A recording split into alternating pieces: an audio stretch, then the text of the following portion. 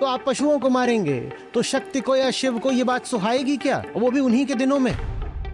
जिन देवी के नाम पर हम इतनी हत्याएं करते हैं, विशेषकर बंगाल में, ये उन देवी की कथा है जो पशुओं के स्वामी है, वही देवी के पति हैं। मैं उत्तर भारत का वैष्णव होने के नाते नहीं बोल रहा हूँ। लाइन है, माछे भाते बांगाली, वेज या नॉन वेज ऐसे कंसीडर करके नहीं खाते। ये कल्चर है, नॉन वेज खाते हैं क्योंकि उस दिन कुछ ट्रेडिशंस होता है, इसीलिए। जब काली पूजा हो रहा है वहाँ पे तो बलि होता है ना, सैक्रिफाइस करते हो, तो हम माँ को सैक्रिफाइस करते हैं। सब पशु, सब जीव, सब प्राणी उनके बच्चे ही नहीं है, उनका अपना रूप है। बुरा लग रहा होगा सुनने में, पर मुझे बताओ ना, अगर त्योहार के आधार में धर्म नहीं है तो त्योहार में और एक वीकेंड पार्टी में क्या अंतर है?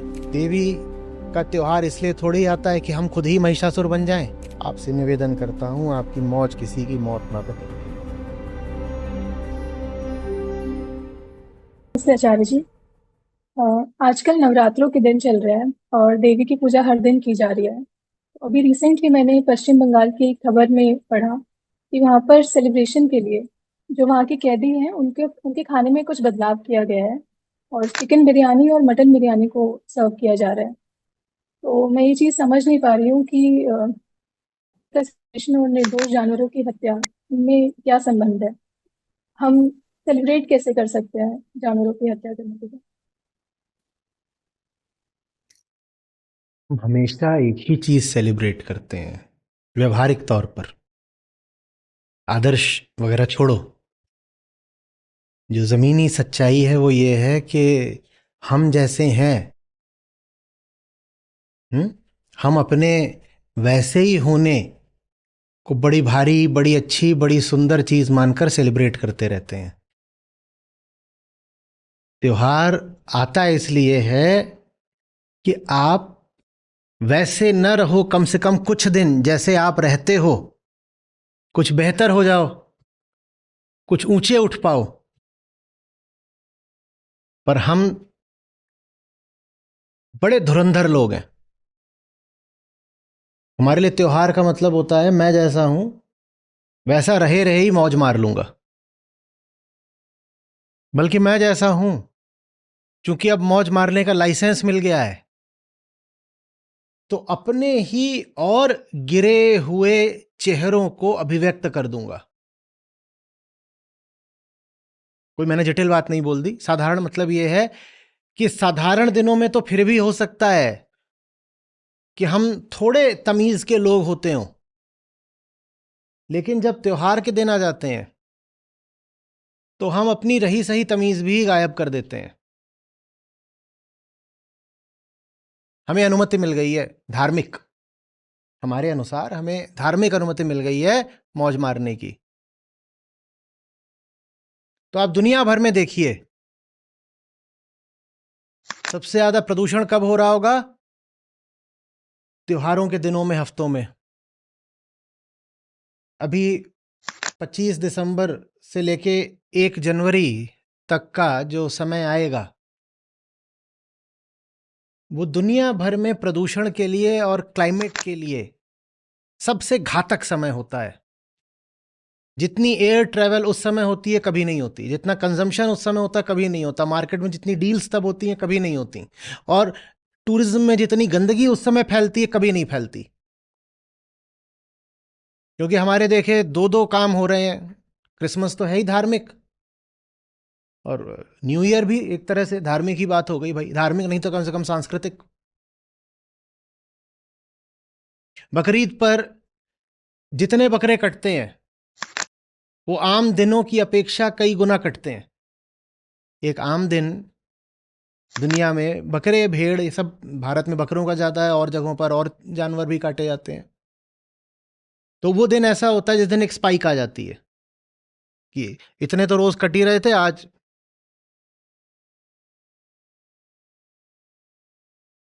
किसी भी तरह का प्रदूषण हो, किसी भी तरह की असभ्यता हो, वो हमारे त्योहारों पर ही सबसे ज्यादा बढ़ जाती है।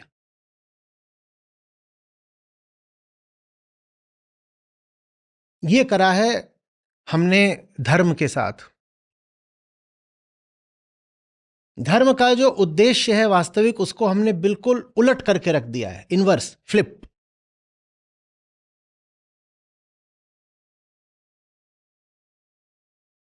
किसी भी धार्मिक त्योहार पर प्रकृति को, पशु को, जीव को क्षति पहुंचाना धर्म के बिल्कुल विरुद्ध है। और देवी के महोत्सव पर तो ऐसा करना महोत्सव के प्राण खींच लेने जैसी बात है।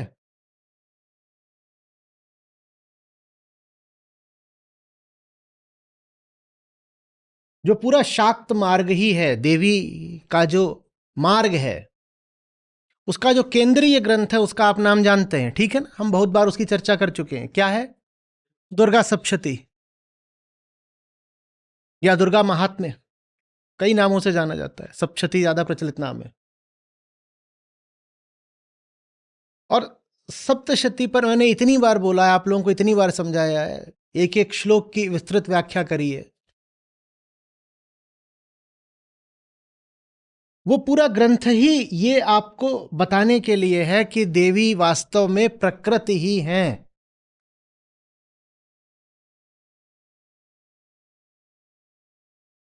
जिन राजा के वैराग्य और दुख से कथा शुरू होती है दुर्गा सप्तशती में, वो राजा जब जा रहे हैं मेधा मुनि के आश्रम में, तो वहां पर क्या देख रहे हैं? शुरुआत ही कैसे होती है? राजा आकर्षित कैसे होते? तो जंगल आए थे कि जंगल में हम अपने प्राण त्याग देंगे। कहानी ऐसी है कि राजा बड़े अच्छे आदमी थे, मोटे तौर पर बता रहा हूं, लेकिन उन्हीं के भाई बिरादरों ने, मंत्रियों ने, रानियों ने, सबने मिल करके युद्ध में उनकी हार करवा दी। दूसरे इधर उधर के राजाओं से मिल करके युद्ध में इनको हरवा दिया। और ये बड़े अच्छे आदमी थे, प्रजा के लिए काम वगैरह करते थे। तो इनके भीतर बड़ी ग्लानि उठी, बड़ा क्षोभ कि मैं अच्छा आदमी था, सबके लिए ठीक किया, फिर मेरे साथ ये क्यों हुआ? और ये अब जंगल आ गए, बोले जान ही दे दूंगा। और दूसरी ओर एक और भी सज्जन थे, उनका बड़ा व्यापार था, उनके साथ भी लगभग यही हुआ था। उनका व्यापार डूब गया, उनके घर वालों ने, बच्चों ने, भाई बिरादरों ने, उनकी पत्नी ने, सबने मिलकर उनको भगा दिया, निकलो यहां से, किसी काम के नहीं। वो भी जंगल आए थे कि, और जंगल में आकर के भी वो कह रहे थे कि पता नहीं ये जो मेरे बच्चे हैं ये सकुशल होंगे कि नहीं, कहीं मेरा व्यापार ये ठीक से संभाल पा रहे होंगे कि नहीं। लालच के नाते नहीं, मोह के नाते। और राजा में भी वही मोह कि जिनसे मैंने इतना अच्छा रखा, वो लोग तो अच्छे थे ना, उन्होंने मेरे साथ बुरा क्यों किया? तो ये दो लोग हैं, अब ये जा रहे हैं मुनि के आश्रम में। जिन देवी के नाम पर हम इतनी हत्याएं करते हैं, विशेषकर बंगाल में, जीव हत्या, तो ये उन देवी की कथा है। तो जा रहे हैं वहां मेधा मुनि के आश्रम में। वहां क्या देख रहे हैं कि वहां पर खरगोश बैठा हुआ, हिरण बैठा हुआ है, और बत्तख बैठी हुई है, और उसके एक तरफ बाघ बैठा है, बीच में भेड़िया बैठा हुआ है, और कोई कुछ बोल नहीं रहा। और मुनि सबको ज्ञान दे रहे हैं, कहानी सुना रहे हो, सब ऐसे बैठ के अपना सुन रहे हैं। राजा को बड़ा आश्चर्य हुआ, बोले ये कैसे यहाँ पे? तो मुनि ने पूछा कि क्या है, क्या बात है? तो उन्होंने अपनी, दोनों ने व्यथा सुनाई। तो मुनि बोले कि तुम्हें समस्या ये है कि तुम्हारी बुद्धि भी है इन पशुओं जैसी ही। तुम्हारी बुद्धि भी है इन्हीं पशुओं जैसी। और यहां जगत में जितने लोग हैं सब पैदा तो पशु बुद्धि लेके ही होते हैं, वही पशु बुद्धि तुम में भी बैठी हुई है।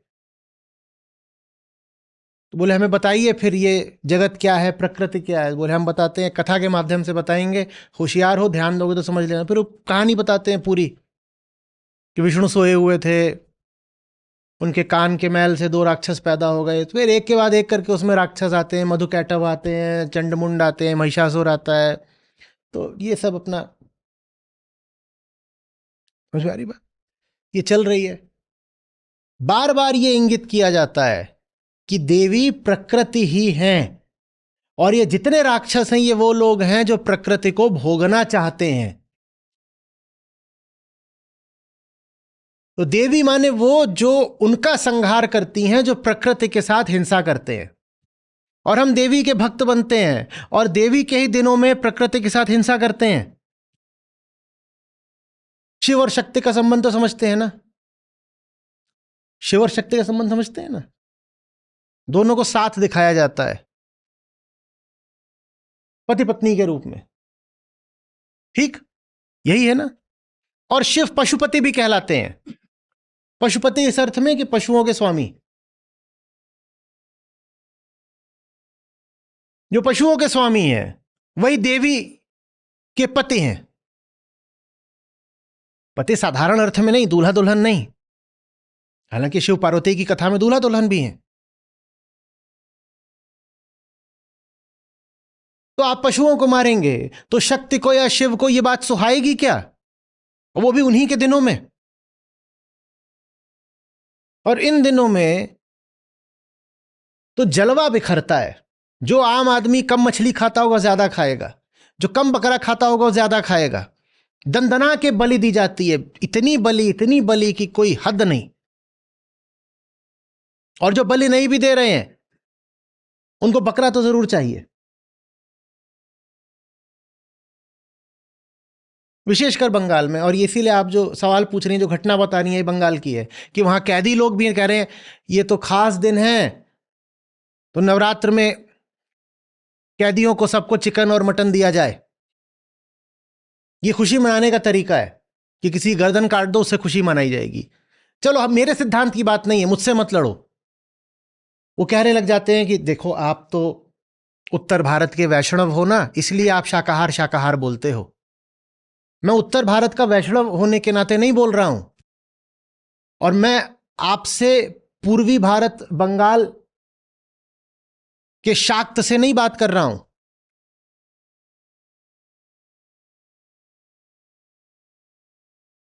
मैं भी उन्हीं देवी की दिशा से आ रहा हूं जिन देवी की आराधना आप करते हैं। मैं दुर्गा सप्तशती को आधार बनाकर आपसे बात कर रहा हूं।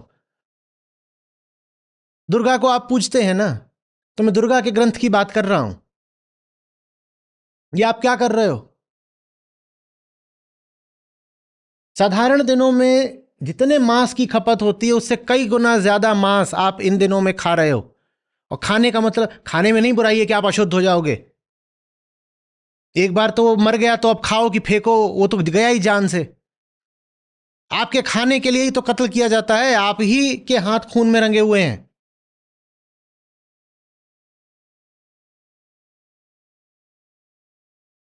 शुंभ निशुंभ चंडमुंड ये सब जब साफ हो जाते हैं तो अंत में मालूम है क्या होता है? कितनी गजब बात है, मैं जितनी बार सोचता हूं, लोमहर्षक बात है, बिल्कुल रोमांच हो जाए सोच के। क्या नतीजा होता है जब देवी सब असुरों का सफाया कर देती हैं?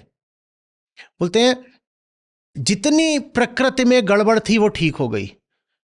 नदियां संकुचित हो गई थी, अपने रास्ते से विचलित हो रही थी, नदियां वापस मार्ग पे आ गईं और पूरी धार के साथ बहने लग गईं। स्वच्छ हो गया उनका जल। आसमान पे धूल के बादल छाए हुए थे, वो हट गए। सूर्य की प्रभा अपने ओज के साथ बिखरने लगी। अंधड़ तूफान आते थे, अंधड़ तूफान आने रुक गए। माने जो लोग प्रकृति के साथ खिलवाड़ कर रहे थे उनका नाश करना ही देवी का काम है। और ये सारे राक्षस क्या कर रहे थे? देवी किसकी प्रतिनिधि हैं? प्रकृति की। ये सारे राक्षस एक ही काम करते थे, ये देवी के पास प्रस्ताव भेजते थे भोग का। जो तीसरा उसमें चरण है वो सबसे विस्तृत है, उसमें वही तो है। देवी वहां पर्वत पर बैठी हुई है और एक के बाद एक उनके न्योते भेजे जा रहे हैं कि आओ हमारी रानी बनो, हम विश्व विजेता हैं, सारे देवताओं को हरा दिया है और सारे जो अमूल्य रत्न हैं वो हमारे पास हैं, और तुम भी तो एक अनुपम सुंदरी हो, तुम्हें हमारे पास होना चाहिए। और देवी कहती हैं मैंने तो तय करा है कि जो मुझे आकर जीत लेगा मैं उसकी पत्नी बन जाऊंगी। कह दो जाके अपने मालिकों से कि आके मुझे जीत लें। और मालिक आते हैं जीतने के लिए, और दे थप्पड़ दे थप्पड़। माने जो भोग करने आएगा वो बहुत थप्पड़ खाएगा देवी से। जो भोग करने आएगा बहुत थप्पड़ खाएगा। एक बिंदु पर एक असुर देवी को ताना मारता है बोलता है, क्योंकि वहां पर क्या होता है कि जो विवरण ऐसा है कि सहस्त्रों देवियां प्रकट हो जाती हैं अलग अलग रूप रंग में।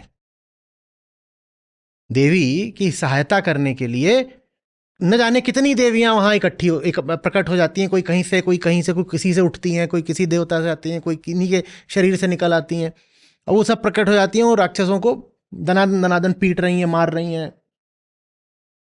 तो वो जो असुर है वो ताना मारता है, वो बोलता है इतनी सारी ले आकर के क्या तुम बहुत वीरांगना बन रही हो, दम है तो अकेले लड़ो। तो देवी मुस्कुरा के बोलती है, तू पागल, मैं अकेली ही तो हूं। कितना जबरदस्त और गहरा वक्तव्य है ये, मैं अकेली ही तो हूं, ये पूरा ब्रह्मांड मैं ही तो हूं। और जितनी वहां पर देवियां होती हैं वो सब आकर के उनके शरीर में समा जाती हैं, बोलती हैं ले देख मैं अकेली ही तो हूं, ये सब मेरे ही रूप है। माने जितने रूप हैं ब्रह्मांड में वो सब देवी के ही रूप हैं।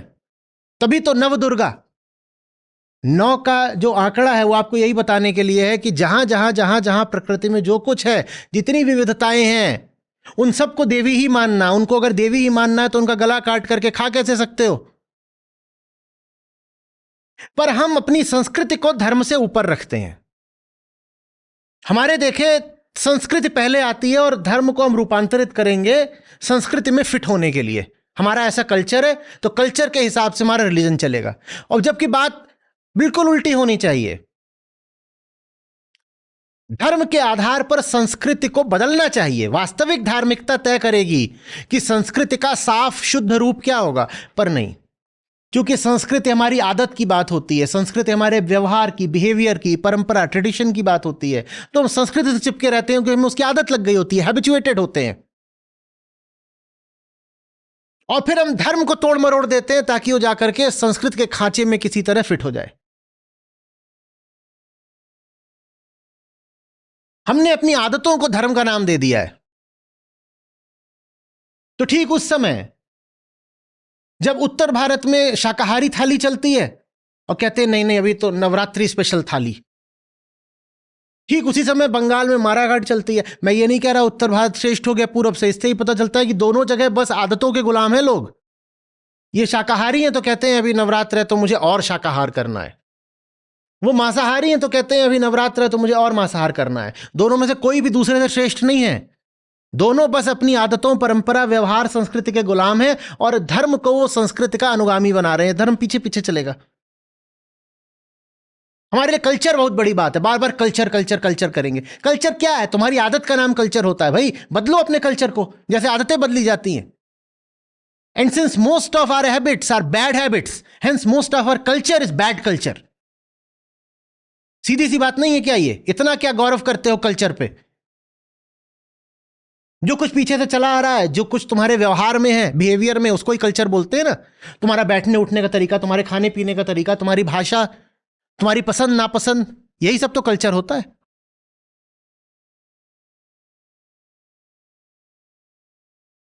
बार बार अभी भी मैं ये कर रहा हूं, भारी विरोध आएगा क्या? He is speaking against Bengali culture. Am I?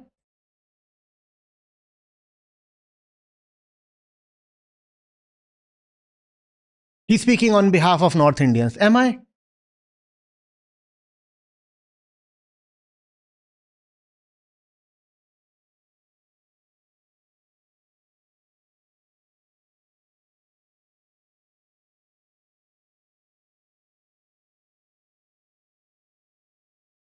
उत्तर भारत की संस्कृति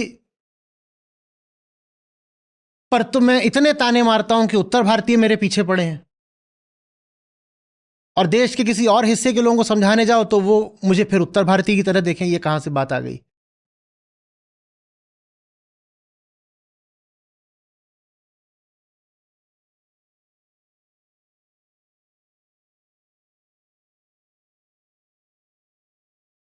सीधे सीधे क्यों नहीं बोलते हो? तुम्हें मांस मसाला पसंद है?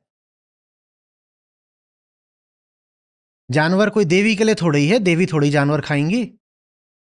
खाते तो तुम हो। हम में कितनी बेईमानी है कि हम सीधे साधे सच को भी स्वीकार नहीं कर सकते। अपनी जबान के स्वाद के लिए काट रहे हो उसको, धर्म का उसमें नाम ले रहे हो। धर्म क्या है यहां? और वो भी ऐसी देवी के त्योहार में तुम जानवर काट रहे हो जो स्वयं सब पशुओं की रक्षक हैं, वो प्रकृति की देवी हैं।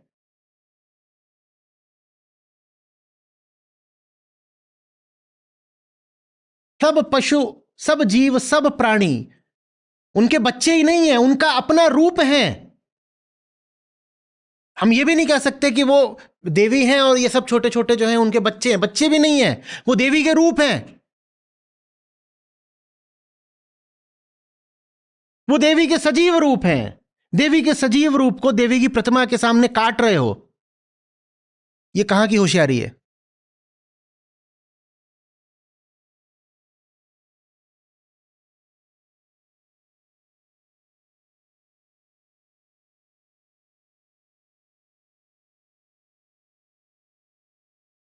अभी तो मैं इस पर आ ही नहीं रहा हूं कि धार्मिक आधार हटा भी दो तो पर्यावरण की दृष्टि से और क्लाइमेट चेंज की दृष्टि से जानवरों को मारना कितना बड़ा गुनाह है। अभी तो मैं इस पर आ भी नहीं रहा हूं कि क्लाइमेट चेंज का दूसरा सबसे बड़ा कारण मांसाहार है, कि डिफॉरेस्टेशन का और बायोडायवर्सिटी एक्सटिंक्शन का सबसे बड़ा कारण मांसाहार है। अभी तो मैं इस पर आ ही नहीं रहा हूं कि फ्रेश वाटर स्केर्सिटी का सबसे बड़ा कारण मांसाहार है, इसकी तो अभी मैं बात ही नहीं कर रहा हूं। अभी तो मैं बात बस धर्म और संस्कृति की कर रहा हूं।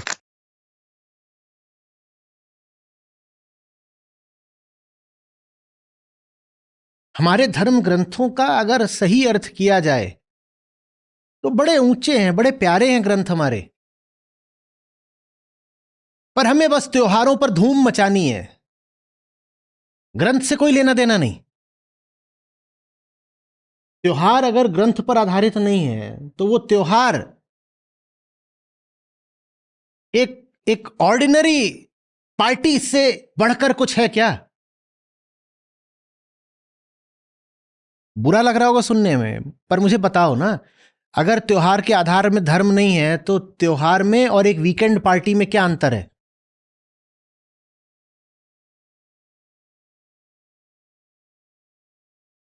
और धर्म क्या होता है? तुम्हारी मान्यताओं को, बिलीफ्स को, कल्चर को धर्म नहीं बोलते। धर्म का मतलब होता है सबमिशन टू द ट्रुथ।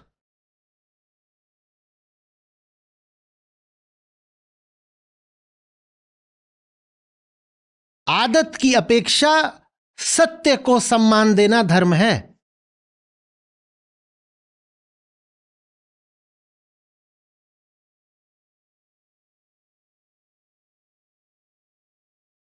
हम मौज मारते हैं, हम कहते हैं हमारा त्योहार आया, और सोचो ये करोड़ों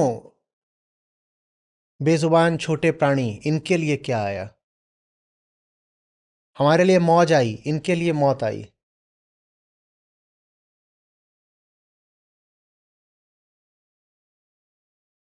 दुर्गा सप्तशती का केंद्रीय संदेश यही है।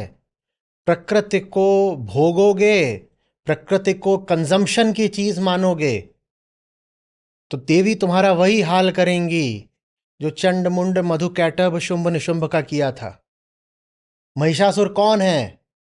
जो प्रकृति को कंज्यूम करने निकलता है, जो कहता है I will have fun at the expense of prakriti, वही महिषासुर है।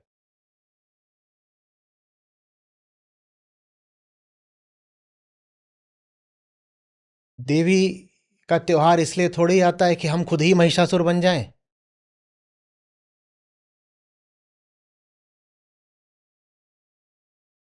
हम्म